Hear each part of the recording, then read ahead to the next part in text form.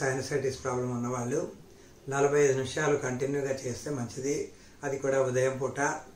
లేని ఎడల పొద్దున్న 20-25 నిమిషాలు చేయొచ్చు, సాయంత్రం ఒక 20 లేక 25 నిమిషాలు చేయొచ్చు, 2 పూట్ల. ఇది కూడా తినక ముందే, తిన్న తర్వాత చేయకూడదు. పొద్దున్న టిఫిన్ ముందు, సాయంత్రం డిన్నర్ ముందు చేస్తే మంచిది. సైనసైటిస్కి చూడండి, 2 చేతులు ఏ విధంగా చేయాలి.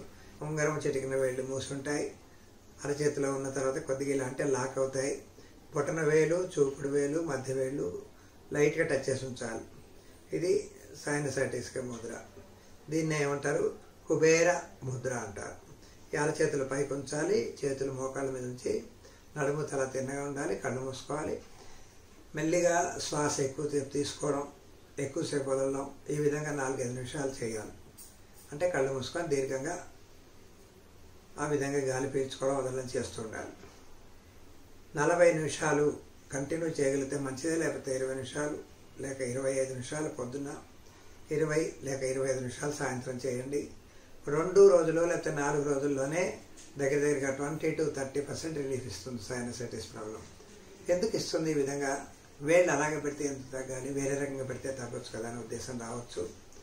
ఇక్కడ నాసికకు సంబంధించిన సమస్య సైనసైటిస్ అంటే శ్వాస సరిగా రాక నానా ఇబ్బంది పడడం, దాంతో హెడేక్ రావడం లాంటివి జరుగుతాయి. అందులో వర్షాకాలంలో ఎక్కువ సమస్యలు వస్తూ ఉంటాయి. దీనికి తడి నాసిక దగ్గర అంటే రంప చేయడం లాంటివి రాకుండా, కఫం చేరుకోకుండా ఉండడానికి చిటికిన వేలు జలతత్వం ముందు ఎపిసోడ్లో తెలుసుకున్నాం. చిటికిన వేలుని మూసాం. పృథ్వీతత్వం ఉంగరపు వేలుని తగ్గిస్తే సూర్యముద్ర అవుతుంది కనుక, అంటే వేడి పుడుతుంది. వేడి అంటే పునరుత్పత్తి సిస్టమ్ అంటే డెవలప్మెంట్ అవ్వడానికి పనిచేస్తుంది. ఇక్కడ బొటన వేలు, చూపుడు వేలు అంటే వాయుతత్వం, అగ్నితత్వం కలుస్తుంది కనుక ఎనర్జీ పెరుగుతుంది. ఈ ఎనర్జీ పెరిగినప్పుడు వేడి కాలిపో, ఏదన్నా మంట వచ్చినా కానీ ఏదన్నా అయినప్పుడు ఎనర్జీ పెరిగినప్పుడు ఏమవుతుంది? కొంత ప్లేస్ ఖాళీ అవుతుంది.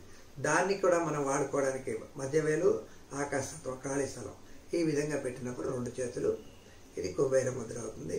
సైనసైటిస్ సమస్య ఉన్న వాళ్ళు చేయండి, చాలా బాగా తగ్గుతుంది.